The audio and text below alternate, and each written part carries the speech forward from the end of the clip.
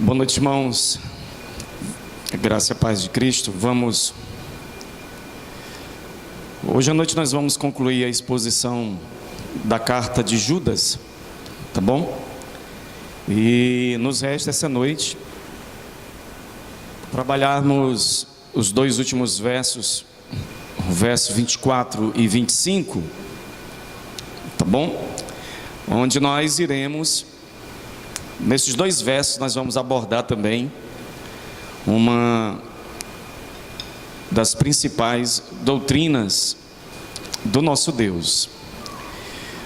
Talvez os irmãos não tenham percebido, mas uma carta pequena, uma carta aparentemente simples, e quando eu digo simples, eu me refiro ao seu tamanho, à sua extensão, o seu conteúdo.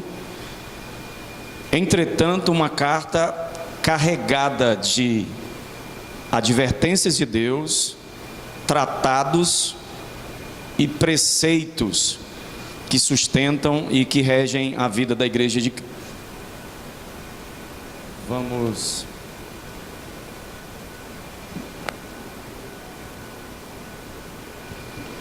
Verso 24 e 25 diz assim a palavra de Deus: toda glória seja aquele que é poderoso para guardá-los de cair e para levá-los com grande alegria e sem defeito à sua presença gloriosa. Toda a glória seja aquele que é o único Deus, nosso Salvador, por meio de Jesus Cristo, nosso Senhor. Glória, majestade, poder e autoridade lhe pertencem desde antes de todos os tempos, agora e para sempre. Amém. Oremos.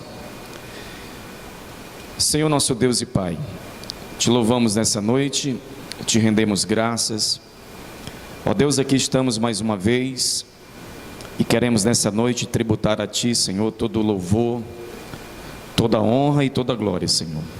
Te agradecendo pelos Teus feitos, pela Tua bondade, pela Tua misericórdia, e te pedimos, ó Pai, que nessa noite o Teu Espírito Santo venha mais uma vez nos auxiliar na compreensão da Tua palavra, Senhor. Aplica a Tua verdade aos nossos corações, que o nome do Teu Filho Jesus venha a ser glorificado, que a Tua igreja venha a ser edificada mais e mais, Senhor, com profundidade, com extensão, acerca de tudo aquilo que o Senhor tem deixado como um preceito de vida, e esta vida, uma vida eterna. Assim nós oramos, bendizemos o Teu santo nome, em nome de Jesus Cristo, Teu Filho. Amém e amém.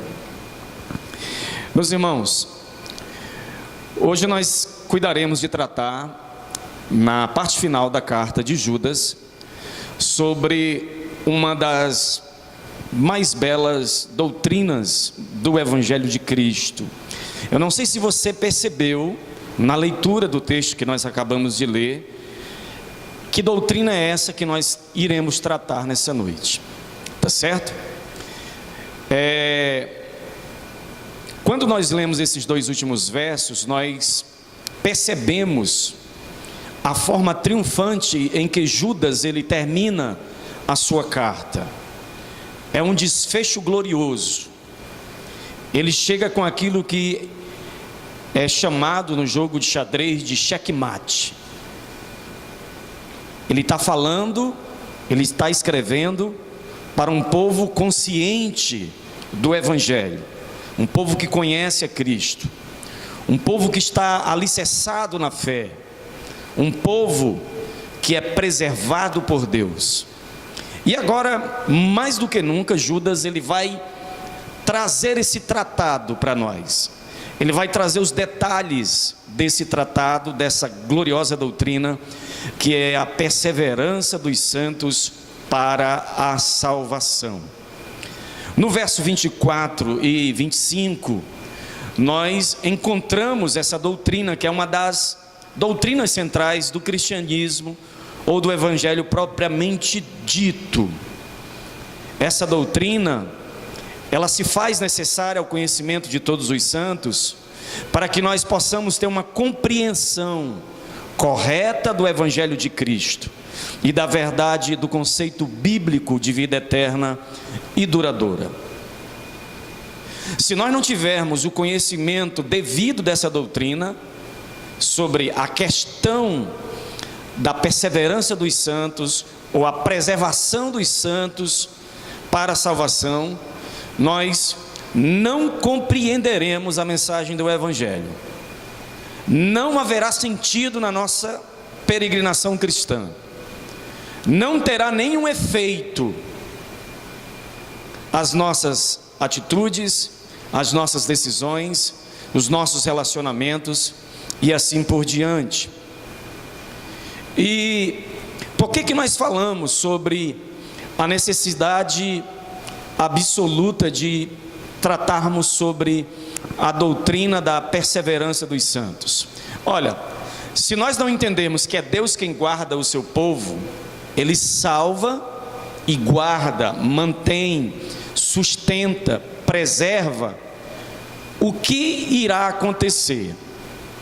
Algumas questões, algumas perguntas podem e devem ser levantadas, tais como: se eu posso perder a salvação, ela não é eterna, nem duradoura, mas temporária, então eu a perderei. Se eu posso perder a salvação, então eu devo lutar para mantê-la, e viverei dependente da fragilidade de minha força de vontade, e o resultado é que eu a perderei. Se eu posso perder minha salvação, em última instância, dependente de mim e não de Deus, então eu a perderei.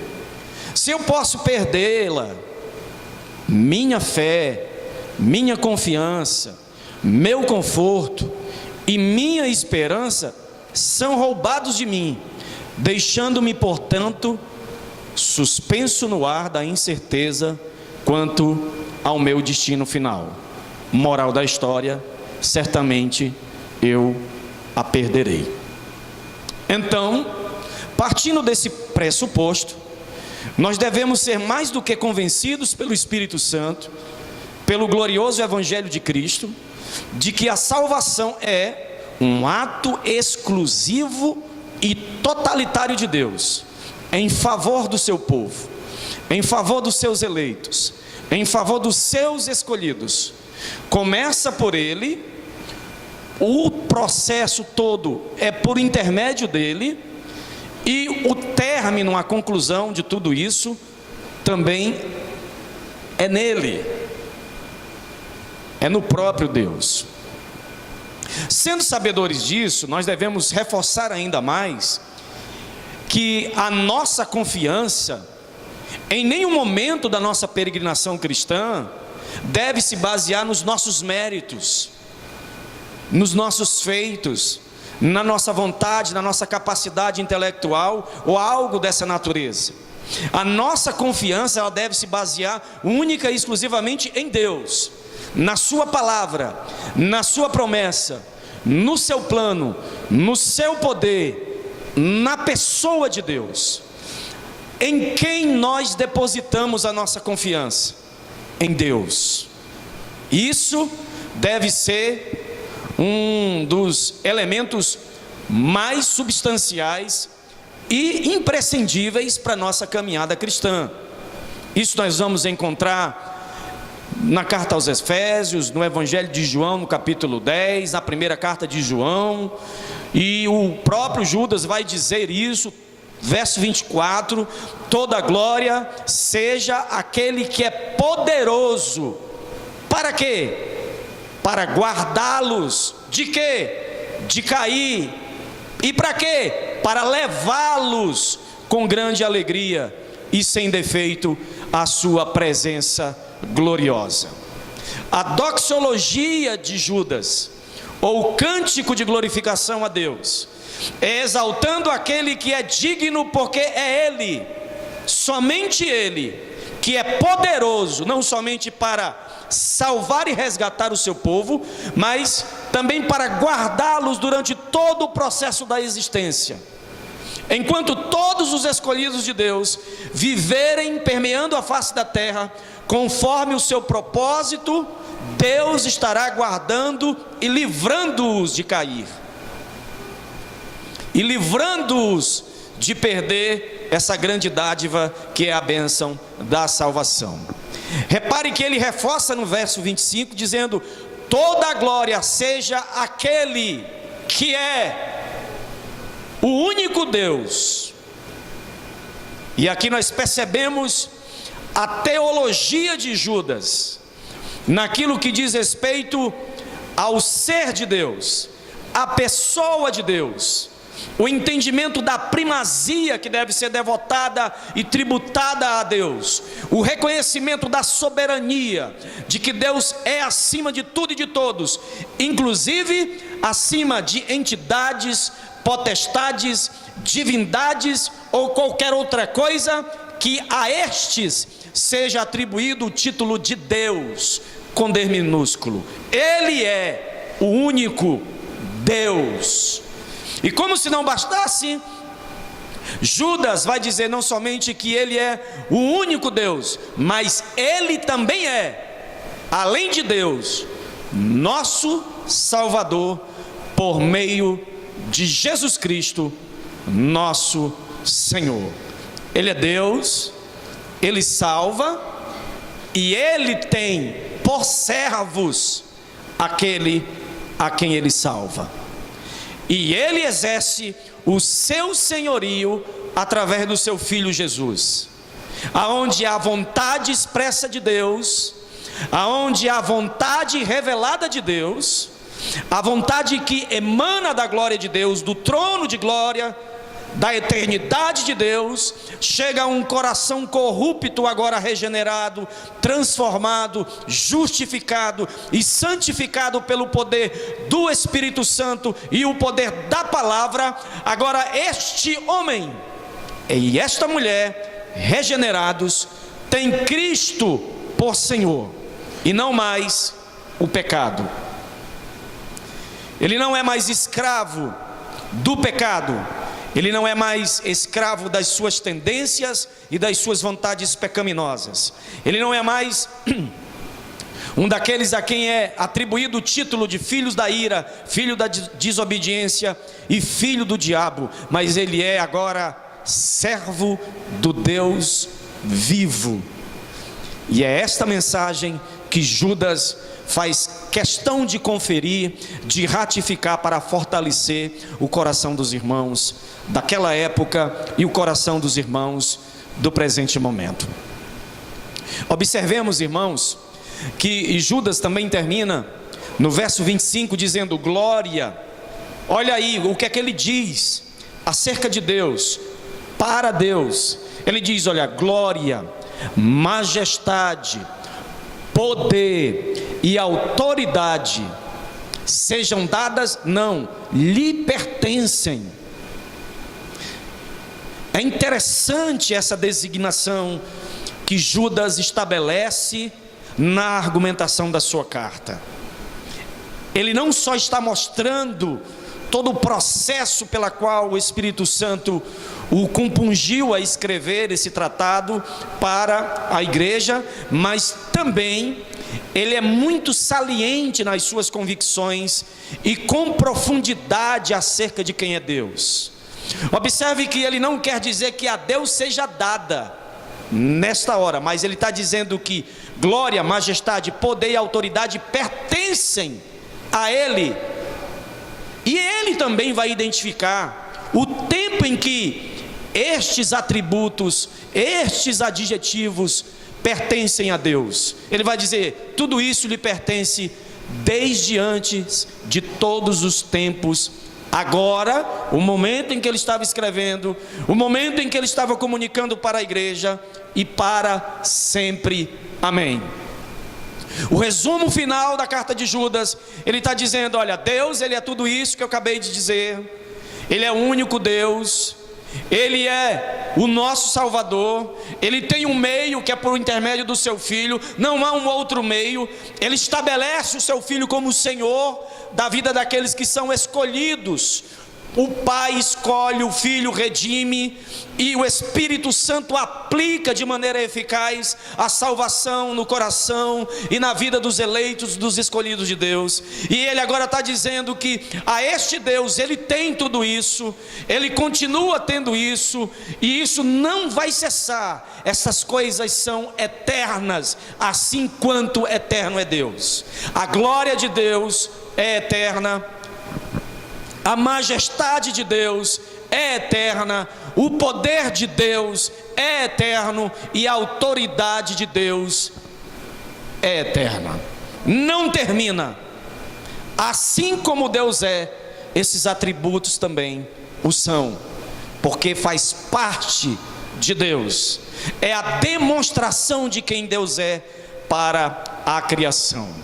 Amém, meus irmãos? Dito estas verdades, nós devemos notar que Judas nos estimula a glorificar a Deus por dois motivos. Primeiro, pelo que Ele faz para nos salvar, está no verso 24: toda a glória seja aquele que é poderoso para guardá-los de cair e para levá-los com grande alegria e sem defeito à sua presença gloriosa. E pelo que Ele é para a nossa salvação, o verso 25: toda a glória seja aquele que é o único Deus, nosso Salvador, por meio de Jesus Cristo, nosso Senhor. Ou seja, se há garantia de que os crentes em Cristo perseverarão para a vida eterna, esta garantia não se encontra em nós mesmos, mas em Deus. É Deus quem garante que os seus eleitos, que os seus filhos, que os seus servos perseverarão até o fim. Não somos nós que vamos dar essa garantia. Nenhum de nós podemos garantir, irmãos. Nenhum de nós podemos garantir absolutamente nada, até os nossos compromissos existenciais, os nossos compromissos terrenos, eles são falíveis, são incertos. Nós não temos o domínio, nós não podemos decretar em absoluto nada, absolutamente nada na nossa vida. Mas Deus está dizendo que a garantia de que os crentes irão perseverar até o fim é uma garantia que advém do próprio Deus. É Deus quem concede essa garantia. É Deus quem está garantindo que eu, você, todos nós, a noiva do Cordeiro, a igreja gloriosa de nosso Senhor e Salvador Jesus Cristo, ela irá perseverar até o fim, porque este Deus que a salvou, esse mesmo Deus deu e está nos concedendo cada vez mais meios e recursos pelos quais nós sejamos mantidos na sua santa, bendita e gloriosa presença. E isso a igreja de Cristo nesses últimos dias tem que resgatar e trazer como uma chama acesa no seu coração, de que Deus, quando eu olho para trás, quando eu olho para o ano de 1993 e olho para o presente agora no ano de 2018, eu vejo que todos esses anos em que a caminhada começou e ela ainda está se processando, eu olho para trás e vejo que Deus, Ele me salvou, Deus me conduziu até aqui, Deus me protegeu, Deus me preservou, Deus me concedeu meios, Deus foi abrindo valas, Deus foi abrindo portas, Deus foi abençoando, irmãos, de uma maneira gloriosa a vida de cada um de nós.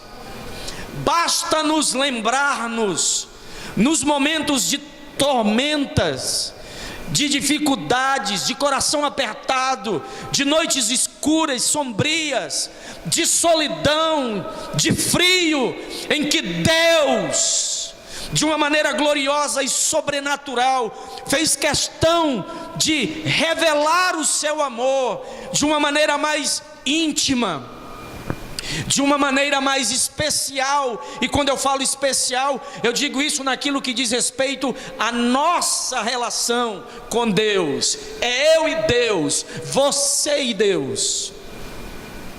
Deus tem nos preservado até o presente momento, irmãos.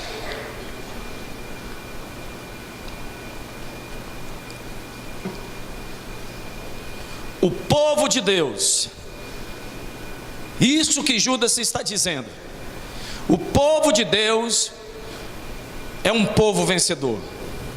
O povo de Deus é um povo que venceu, está vencendo e continuará vencendo.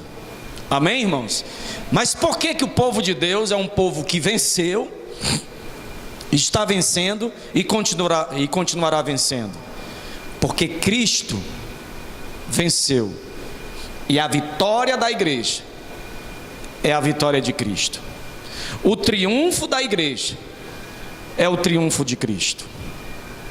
Não há vida vitoriosa que não seja essa atrelada aos méritos do Calvário. Não há vida abundante que não seja esta ligada ao fruto do amor vivo de Deus, dando o seu filho como sendo o recurso, o meio único para satisfazer a sua própria vontade, para dar por satisfeito a sua justiça, de ter pecadores absorvidos, pecadores regenerados, transformados pelo poder da obra da cruz de Cristo.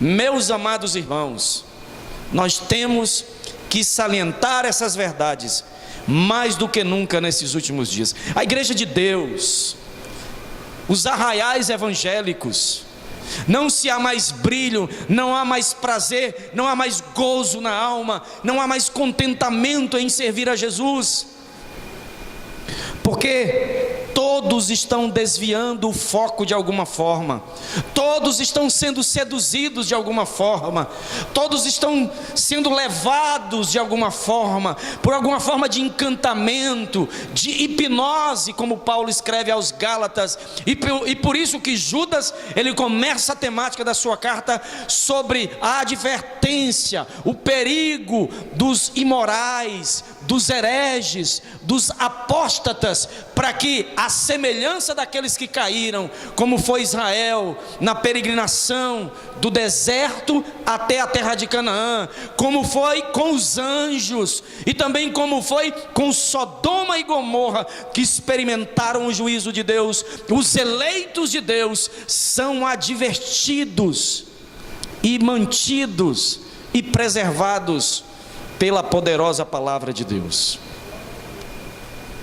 E como é bom nós sabermos disso, meus irmãos, que a nossa vitória, ela não depende de nós.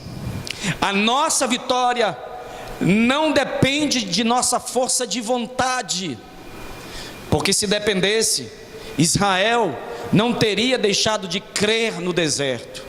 Israel tinha tudo a seu favor, e eles tombaram, e eles pereceram.